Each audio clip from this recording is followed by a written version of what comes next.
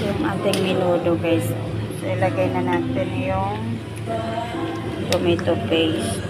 And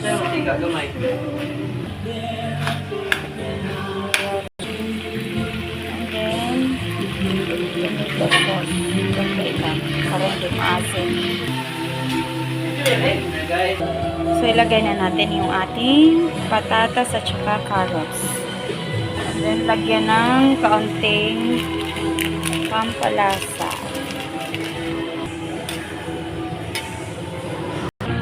Ilagay na yung ating green peas.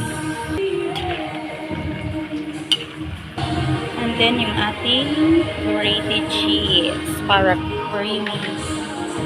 So, itong menudo ko guys, pang Bisaya menudo ko, hindi pang Tagalog. Kasi sa Tagalog merong hotdog. Pero sa amin wala. Ayoko lagyan ng hotdog. So, yun lamang guys. Salamat sa panonood.